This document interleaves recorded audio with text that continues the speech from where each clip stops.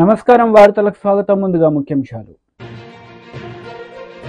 మాజీ మంత్రి KTR press meet, పలు అంశాలపై వివరణ.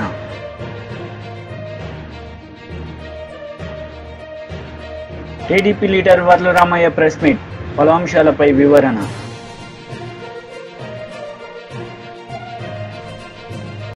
టీడీపీ పోలిట్ బ్యూరో సభ్యులు వర్ల రామయ్య మీడియా సమావేశం నిర్వహించారు. ఈ సందర్భంగా సీఎం జగన్ రెడ్డిపై మండిపడ్డారు. సునీల్ కుమార్ అనే అధికారి ఎంపీ చట్టబద్ధంగా ఎంపికైన ఎంపీని కాళ్ళకు కొడితే చట్టబద్ధంగా దుర్మార్గంగా ఎవరిని కాదంటే అతను మొన్న కూడా చూశారు, ఎవరో మొగుడి పిల్లల కేసు కూడా డబ్బులు తీసుకొని ఎఫ్ఐఆర్ కట్టారట సునీల్ కుమార్ చెబుతూ ఉన్నారు. అటువంటి అధికారిని వీఆర్లో పెడితే అతని ఆత్మగౌరవం మీద పాశవిక దాడా, ఆటవిక దాడా? What is this nonsense? Group 1 పరీక్షల కుంభకోణంలో మెరిట్ విద్యార్థుల భవిష్యత్తును నాశనం చేసి ఇనప పాదాల కింద తొక్కేసిన ఐఏఎస్ని వీఆర్లో పెడితే మీకు ఇది ఆటవిక దాడిలా కనపడిందా? పాశవిక దాడిలాగా కనపడిందా? ఐఏఎస్ ఆఫీసర్ ఆ ఏపీపీఎస్సి నిరుద్యోగుల జీవితాలతో ఆడుకున్నాడు. అతను ఆడుకున్న ఆ దుర్మార్గుడైన ఐఏఎస్ ఆఫీసర్ని వీఆర్లో పెడితే నీకు పాపం అనిపించిందా? చంద్రబాబు గారు కాబట్టి వీఆర్తో పోనిచ్చాడు ఆయన. వీళ్ళందరూ కూడా సస్పెండ్ చేయండి, మేము సస్పెండ్ చేయమని అడిగాం. ఈ అధికారులందరూ కూడా they deserves to be suspended. Criminal కేసులు రిజిస్టర్ చేయాలి వీళ్ళందరి మీద. అంతటి ఘనా పార్టీలు వీళ్ళందరూ ఈ రకంగా ఉంటే 170 మంది అడిషనల్ ఎస్పీ, డిఎస్పీ, సిఐల్ని నెలల తరబడి, సంవత్సరం తరబడి వీఆర్లో ఉంచారు జగన్మోహన్ రెడ్డి గారు, మీ ప్రభుత్వం. అప్పుడు మాట్లాడలేదు. ఇప్పుడు కొంతమంది ఎవరో మాట్లాడుతున్నారు, ఆ పని బాట లేని అధికారులు, ఖాళీగా ఉన్న అధికారులు. జగన్మోహన్ రెడ్డి గారి మోచేతి నీళ్లు గతంలో తాగిన కొంతమంది, నాకేం భయం, ఎప్పుడు తాగారు, ఎక్కడ తాగారు అని కూడా చెప్పగలను గట్టిగా మాట్లాడితే. జగన్మోహన్ రెడ్డి గారి మోచేతి నీళ్లు త్రాగిన కొంతమంది మాట్లాడుతున్నారు, అయ్యో అన్యాయం జరిగింది. రా ఒక చర్చకి. I will name certain officers who have been kept in వీఆర్లో పెట్టిన వాళ్ళ గురించి చరిత్ర నేను విప్పుతా. మీరు చర్చకి రండి. ప్రభుత్వం ఇంకా ఈ అవినీతి అధికారుల పట్ల ఇంకా ఉదాసీనతగానే ఉంది. చంద్రబాబు గారు ఇంకా వీళ్ళ పట్ల దయతోటే ఉన్నాడు ఆయన, అంతేగాని వేరే కాదు అని చెప్పి కూడా నేను తెలియచేస్తూ ఉన్నాను. నేను ఇంకొకటి చెబుతాను. జగన్ దుర్మార్గానికి, దురాఘాతాలకి బలైన ఉన్నతాధికారులు కొందరు గురించి చెబుతాను. అత్యంత నిబద్ధత కలిగిన ముద్దాడ రవిచంద్ర గారిని 2023 నుంచి ఎన్నికలు అయ్యే వరకు కూడా పోస్టింగ్ అవ్వకుండా వెయిటింగ్లో పెట్టారు. దీని మీద మాట్లాడలేదేం సార్ మీరందరూ? ఇది పాశవిక క్రీడలాగా కనిపించలేదా జగన్మోహన్ రెడ్డి మీకు? నీతిపరుడైన శ్రీనరేష్ ఐఏఎస్ గారికి పోస్టింగ్ ఇవ్వకుండా వేధించడం అరాచకం కాదా? 2019లో మీ ప్రభుత్వం ఏర్పడిన తర్వాత యూపీ కేడర్కు చెందిన రాజమౌళి ఐఏఎస్ గారు 14 నెలలు అతను వెయిటింగ్లో పెట్టారు. చివరి 7 రోజుల ముందు పోస్టింగ్ ఇస్తే తర్వాత డెప్యుటేషన్ అయి పాపం యూపీకి పరిగెత్తారు ఆయన. అది ఆటవిక చర్య కాదా? అప్పుడు మాట్లాడలేదేం? అప్పుడు మీ నోరు పెగలేదేం? స్వరంజిత్ సేన్ గారు, ఇంకొక ఎవరైనా రిటైర్డ్ ఐఏఎస్ అన్న కృష్ణారావు గారు, అప్పుడు మీ నోళ్ళు పెగలేదే? ఇప్పుడు ఏదో జగన్మోహన్ రెడ్డి గారి టీంకి ఏదో బాధ కలిగిందని మీరెక్కువ బాధపడుతూ ఉన్నారు. వై? అప్పుడు ఏమైంది మీ నోరు? What is this non sense అని అడగలేదేమి జగన్మోహన్ రెడ్డి గారిని? విజయసాయి రెడ్డి అంటే A2 అత్యంత నేర చరిత్ర కలిగిన విజయసాయి రెడ్డి ఎంపీ అండి. ఎంపీ బాగా పరిచయాలు ఉన్నాయి రాష్ట్రంతో ఆయనకి. వైజాగ్ అంటే బాగా గుర్తొస్తాడు ఆయన. ఆయన్ని కలిసి ఆయన్ని ప్రసన్నం చేసుకుంటే తప్ప సతీష్ చంద్ర అనే ఒక సీనియర్ ఐఏఎస్ ఆఫీసర్కి పోస్టింగ్ రాలేదు. అప్పుడు మాట్లాడలేదేం? సతీష్ చంద్రకి ఎందుకు పోస్టింగ్ ఇవ్వలేదు అని అడగలేదేం?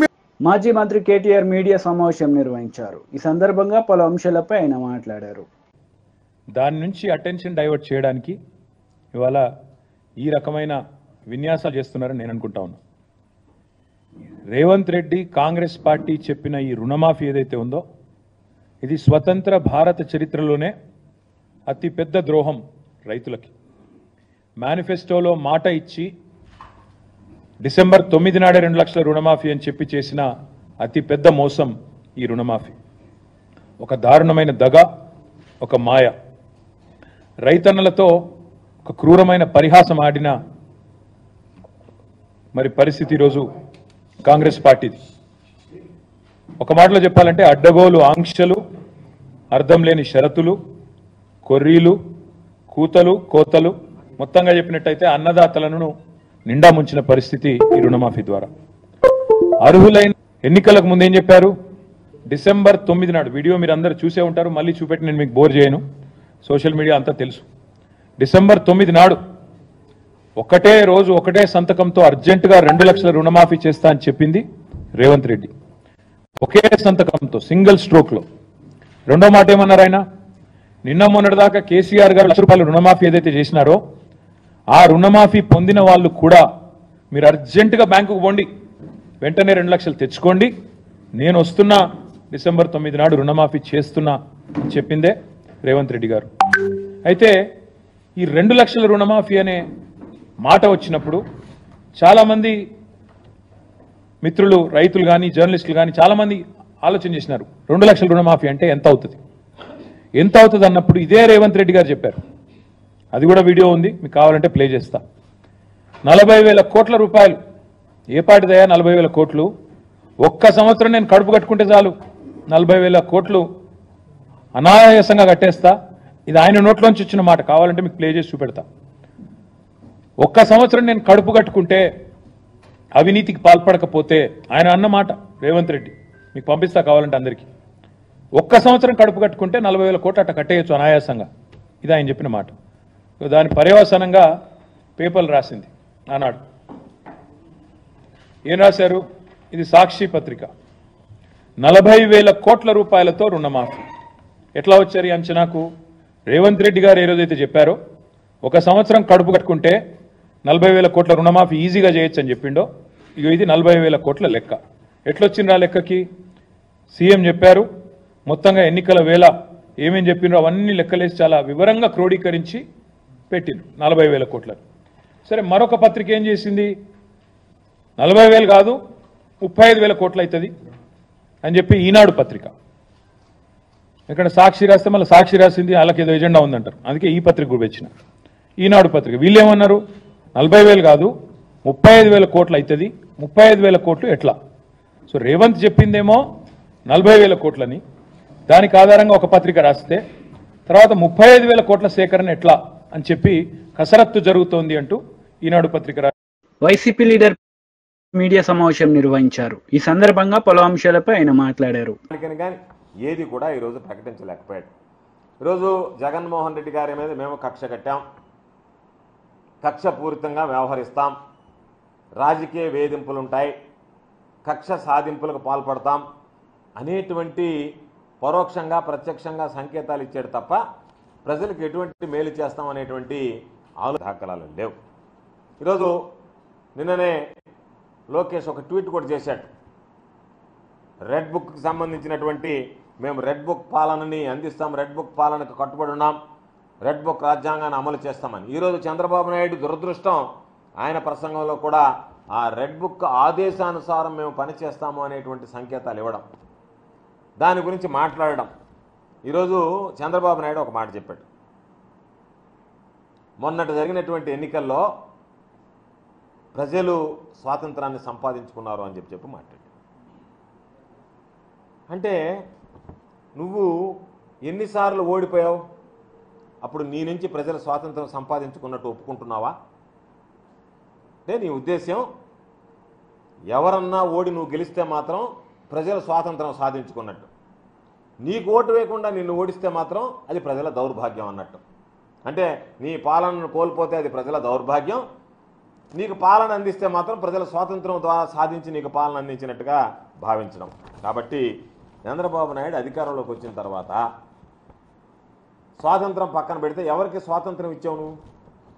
హత్యలు చేసేటువంటి వాళ్ళకి, దౌర్జన్యాలు చేసేటువంటి వాళ్ళకి, అవినీతికి పాల్పడేటువంటి వాళ్ళకి, విధ్వంసం సృష్టించేటువంటి వాళ్ళకి, పేకాట రాయళ్ళకి, ఇటువంటి వ్యక్తులకి స్వాతంత్రం ఇచ్చావు తప్ప ఎవడైనా నీతిగా నిజాయితీగా న్యాయబద్ధంగా వ్యవహరించేటువంటి వాడు పూర్తిగా నీ ప్రభుత్వంలో స్వాతంత్రం కోల్పోయాడు. మరో మాట చెప్పాడు ఈరోజు చంద్రబాబు.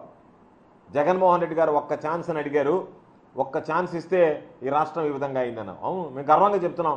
జగన్మోహన్ రెడ్డి గారికి ఒక్క ఛాన్స్ ఇస్తే చంద్రబాబు నాయుడు జీవితంలో చేతకానటువంటి చంద్రబాబు నాయుడు 4 సార్లు ఈ రాష్ట్రానికి ముఖ్యమంత్రిగా పనిచేస్తే డీబీటీ ద్వారా 4,000 కోట్ల రూపాయలు ఇవ్వలేకపోయినటువంటి అసమర్థుడుగా ఉన్నటువంటి చంద్రబాబు నాయుడు గుర్తుంచుకోవాల్సింది.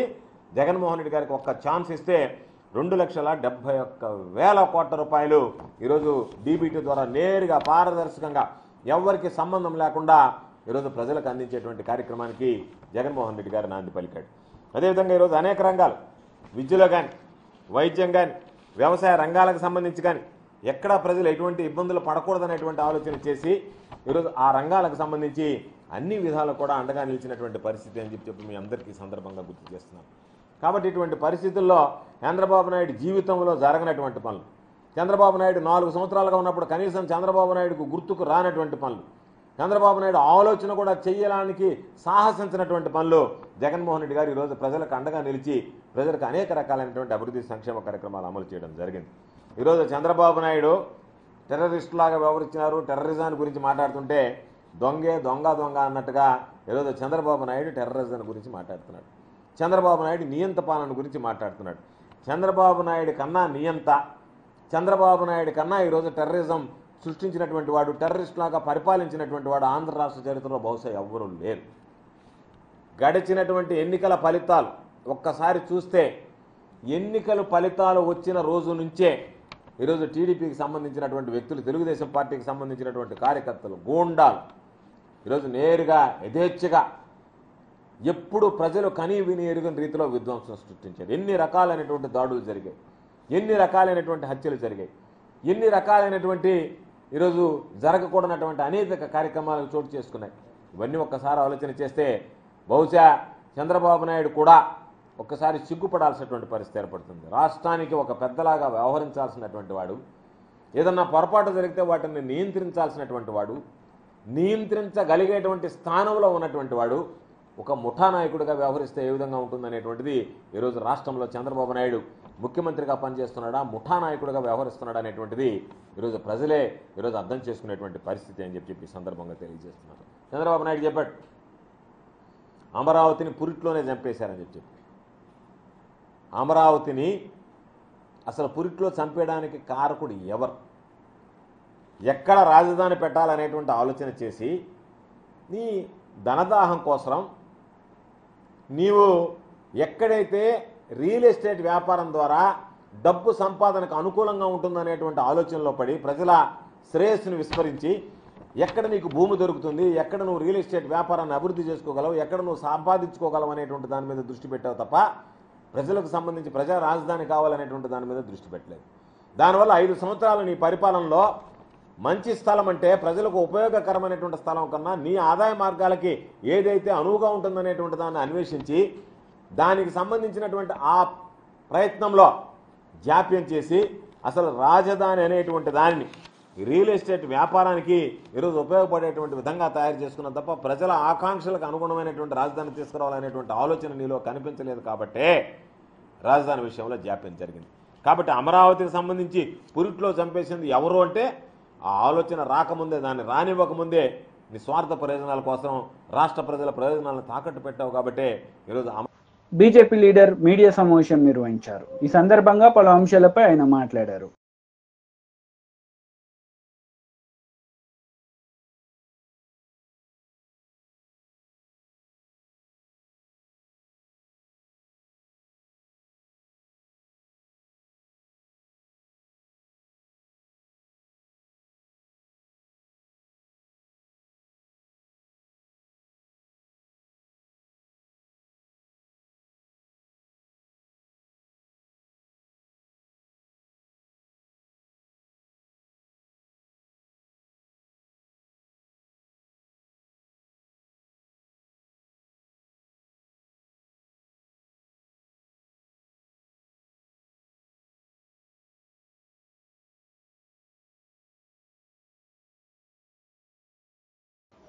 బీఆర్ఎస్ లీడర్ మీడియా సమావేశం నిర్వహించారు. ఈ సందర్భంగా పలు అంశాలపై ఆయన మాట్లాడారు. రుణమాఫీ చేసినటువంటి విషయాన్ని ప్రజల్లోకి బలంగా బీఆర్ఎస్ పార్టీ తీసుకొని పోతుంది అనేటటువంటి భయంతో ఈ విషయం నుంచి ప్రజల దృష్టిని మరల్చాలనేటటువంటి కుట్రతోనే రేవంత్ రెడ్డి నిన్న ముఖ్యమంత్రి హోదాలో ఉన్నటువంటి వ్యక్తి మాట్లాడకూడని భాష నిన్న కేసీఆర్ గారి గురించి, హరీష్ రావు గారి గురించి మాట్లాడి, అంతేకాకుండా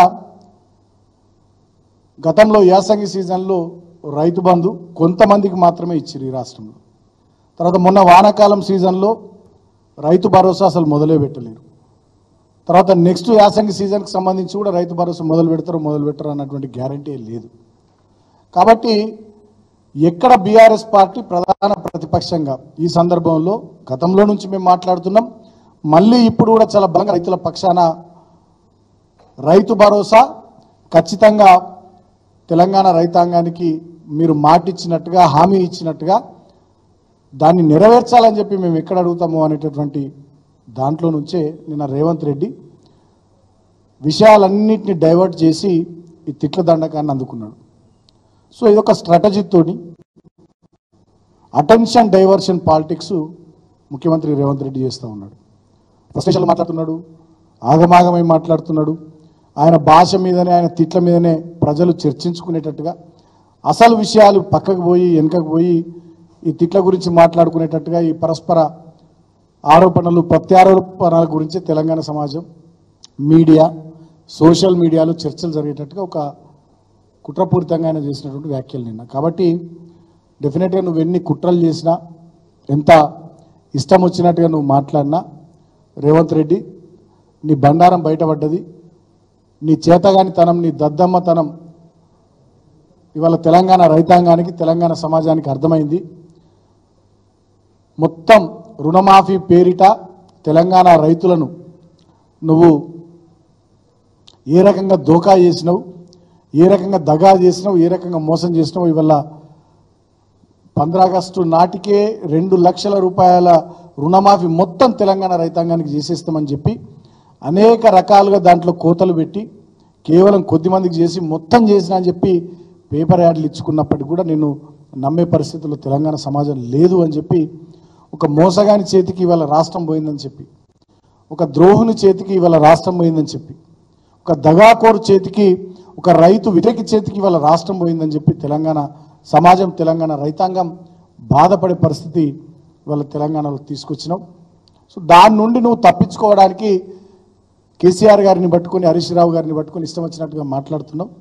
దీన్ని కూడా తెలంగాణ సమాజం డెఫినెట్గా గమనిస్తున్నది. ఖచ్చితంగా రాబోయే రోజుల్లో నీకు తగిన రీతిలో సందర్భం, సమయం వచ్చినప్పుడు తెలంగాణ ప్రజలు బుద్ధి చెప్తారు. నువ్వు మమ్మల్ని ఎన్ని తిట్లు తిట్టినా, మా నాయకుల్ని, మమ్మల్ని ఎన్ని రకాలుగా ఇష్యూస్ డైవర్ట్ చేసి, అటెన్షన్ డైవర్ట్ చేసి ఏదో చేయాలని నువ్వు ప్రయత్నాలు చేసినా బీఆర్ఎస్ పార్టీని భరతం పడుతుంది. మీరు ఇచ్చినటువంటి 6 గ్యారంటీలు, 420 హామీలు నిలబెట్టుకునేదాకా ప్రజల పక్షాన తెలంగాణ సమాజంలో క్షేత్రస్థాయిలో, అదేవిధంగా మీడియా ద్వారా, సామాజిక మాధ్యమాల ద్వారా కూడా మా పోరాటాన్ని కొనసాగిస్తామని చెప్పి సందర్భంగా నేను తెలియజేస్తూ, నేను హరీష్ రావు గారిని పోయి ఏట్లా దూకమంటాడు. అసలు ఏట్లా దూకాల్సింది హరీష్ రావు కాదు, నువ్వు అమెరికా పోయినవు, సౌత్ కొరియా పోయినవు, ఏం పట్టుకొచ్చినావు? ఒక శ్వేతపత్రం విడుదల చేయి. గతంలో దావోస్ పోయినవు, ఏమొచ్చింది తెలంగాణకు? ఒక శ్వేతపత్రం విడుదల చేయి. నీ నాయకత్వంలో ఇవాళ 9వ నెల పరిపాలన నడుస్తున్నది. ఏ ఒక్క వర్గమన్న తెలంగాణలో సంతోషంగా ఉన్నదా రేవంత్ రెడ్డి? గురుకులాల్లో మా హయాంలో గురుకులాలు ఎట్లా వరదిలినాయి బీఆర్ఎస్ పార్టీ ప్రభుత్వంలో, ఇవాళ గురుకులాల పరిస్థితి ఏంది? ఇవాళ నిరుద్యోగుల పరిస్థితి ఏంది? అదేవిధంగా ఇవాళ ఉద్యోగులు జేఏసీ ఏర్పాటు చేసుకుని మళ్ళా పోరుబాట పట్టిర్రు. వాళ్ళ డిఏల కోసం, వాళ్ళ ఐఆర్ కోసం, వాళ్ళ పిఆర్సీ కోసం, వాళ్ళ ఫిట్మెంట్ కోసం మళ్ళా పోరాట బాట ఉద్యోగులు పట్టిర్రు. రైతాంగం అంతా ఇవాళ కరెంటు చక్కగా వస్తలేదు, నీళ్లు చక్కగా వస్తలేవు, రుణమాఫీ జరుగుతలేదు, రైతు భరోసా లేదు, పంటలు కొంటలేరు, ఊళ్ళల్లో చాలా ఇబ్బందికరమైనటువంటి పరిస్థితి ఉందని చెప్పి రైతాంగం అంతా ఆందోళనలో ఉన్నారు. మా టీడీపీ లీడర్ మీడియా సమావేశం నిర్వహించారు. ఈ సందర్భంగా పలు అంశాలపై ఆయన మాట్లాడారు. ఆయన విగ్రహాన్ని వీళ్ళు రాజకీయానికి వాడుకుంటా ఉన్నారు. ఆయన విగ్రహాలకి వైసీపీ రంగులేసినప్పుడు ఈ నాయకులు ఏమయ్యారు? అమలాపురం, పిఠాపురం, అనంతపురాల్లో అంబేద్కర్ గారి విగ్రహాలు ధ్వంసం చేసినప్పుడు ఈ వైసీపీ నాయకులు ఏమయ్యారని చెప్పి నేను అడుగుతున్నా. ఈరోజు వైసీపీ నేతలే అంబేద్కర్ గారికి ఏదో వారసులైనట్టు మాట్లాడుతున్నారు సిగ్గు లేకుండా. అసలు వీడెవడన్నా కడుపుకు అన్నం తింటున్నారా అని చెప్పి నేను అడుగుతున్నా. దళితులకు సంబంధించినటువంటి 27 పథకాలు అడ్డగోలుగా రద్దు చేసినప్పుడు జగన్మోహన్ రెడ్డి ఏమయ్యారా, మీరు బుద్ధి ఉందా మీకు? నోరు తెరవకుండా కూర్చున్నారు మీరు. చంద్రబాబు నాయుడు గారు ప్రవేశపెట్టినటువంటి విదేశీ విద్యానిధి పథకానికి డాక్టర్ బిఆర్ అంబేద్కర్ విదేశీ విద్యానిధి పథకం అని పేరుంటే ఆ పేరు తీసేసి 4 ఏళ్ళు అసలు పథకం అమలు చేయకుండా చివరి సంవత్సరం పథకానికి జగన్మోహన్ రెడ్డి విద్యానిధి పథకం అని చెప్పి పేరు మార్చుకుంటే ఈ సిగ్గులేని నాయకుడు ఒక్కడు నోరు మెదపల. 45,000 కోట్ల రూపాయలు దళితులకు మాత్రమే చెందాల్సినటువంటి సప్లాన్ నిధులు అడ్డగోలుగా దారి మళ్లిస్తే ఒక్క నాయకుడు కూడా నోరు మెదపల. దళితులకు మాత్రమే ఆ రోజు అమలు చేస్తున్నటువంటి పథకాలు 27 పథకాలు చంద్రబాబు నాయుడు గారు అమలు చేసిన పథకాలు 27 పథకాలు రద్దు చేస్తే ఒక్క నాయకుడు నోరు మెదపల. సిగ్గు లేకుండా ఇంక ఈ రాష్ట్రంలో దాలలేదని ఢిల్లీ పోయి ఎస్సీ కమిషన్ కలుస్తారంట. ఇది విహారయాత్రలో పోయినట్టున్నారు వీళ్ళు. ఆంధ్రప్రదేశ్ రాష్ట్రంలో 5 సంవత్సరాలు అంబేద్కర్ గారి రాజ్యాంగం నిట్ట నిలువున తగలబడిపోయింది. ఇక్కడ ప్రతిరోజు తొంగలో దొక్కారు, పాతాళానికి ప్రతిరోజు పాదాలు పెట్టి తొక్కినటువంటి ప్రభుత్వం ఆ రోజు జగన్మోహన్ రెడ్డి ప్రభుత్వం. ఒక్కడ మాట్లాడాల నాయకుడు అనేవాడు ఎవడు కూడా. వీళ్ళు మాట్లాడతారా? అంబేద్కర్ గారు 125 అడుగుల ఎత్తైన విగ్రహం నిర్మిస్తే ఆ నిర్మాణం దగ్గర అంబేద్కర్ గారి పేరు ఎక్కడ ఉండాలండి? ఇది నిర్మాణానికి సంబంధించినటువంటి ఈ కింద ఏర్పాటు చేసేటటువంటి దిమ్మ ఇది. ఇక్కడ విగ్రహం ఇక్కడ ఉంటే మధ్యలో అంబేద్కర్ గారి పేరు ఉండాలి పెద్ద బోల్డ్ లెటర్స్లో. తీసుకొచ్చి ఒక చివర అంబేద్కర్ గారి పేరు పెట్టి ఈ మధ్యలో ఎక్కడో పెద్ద అంబేద్కర్ గారి కంటే పెద్ద అక్షరాలతో జగన్మోహన్ రెడ్డి పేరు పెడితే కుమిలిపోయినటువంటి వ్యక్తులు, బాధపడ్డటువంటి వ్యక్తులు, అంబేద్కర్ గారి అభిమానులు, అంబేద్కర్ గారు అంటే ప్రాణం ఇచ్చేటటువంటి వ్యక్తులు ఎవరో ఆ జగన్మోహన్ రెడ్డి పేరు తీసేశారు. దానికి తెలుగుదేశం పార్టీకి ప్రభుత్వానికి ఎటువంటి సంబంధం లేదు. బాధాతప్త హృదయంతో ఎవరో ఆ పని చేశారు. నేనైతే వ్యక్తిగతంగా వాళ్ళని మనస్ఫూర్తిగా అభినందిస్తా ఉన్నా. పనికి మాలిన జగన్మోహన్ రెడ్డి పేరు అంబేద్కర్ గారి పేరు కంటే గొప్పగా, పెద్దగా, మధ్యస్థంగా విగ్రహం ముందు ఆయన పేరు పెట్టడాన్ని నేను తీవ్రంగా వ్యతిరేకిస్తున్నా. వ్యక్తిగతంగా తీసేసిన వాళ్ళని అభినందిస్తా ఉన్నా. ఇక్కడ చూడండి అంబేద్కర్ గారి పేరు ఎక్కడుందో. బాబు ఇది కొంచెం జూమ్ చేయ. అంబేద్కర్ గారి పేరు ఎటు చివర ఒక పక్కన చిన్న చిన్న లెటర్స్తో పెట్టి పెద్ద బోల్డ్ లెటర్స్తో మధ్యలో సెంటర్లో జగన్మోహన్ రెడ్డి పేరు, విగ్రహం జగన్మోహన్ రెడ్డిది అన్నట్టుగా పెట్టారు అక్కడ. దాన్ని జీర్ణించుకోలేని కొంతమంది వ్యక్తులు తీసేశారు. తప్పేముంది వాళ్ళు చేసింది? దానికి నానా యాగి చేస్తా ఉన్నాడు ఒక్కొక్కడు వారం రోజుల నుంచి. వార్తలు ముగించే ముందు ముఖ్యాంశాలు మరోసారి. మాజీ మంత్రి కేటీఆర్ ప్రెస్ మీట్, పలు అంశాలపై వివరణ.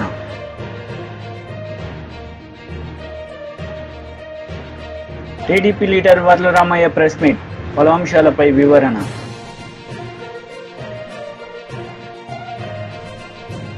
ఈ వార్తలు ఇంతటితో సమాప్తం. తిరిగి ప్రసారమయ్యే వార్తలు మళ్ళీ కలుద్దాం. అంతవరకు సెలవు. నమస్తే.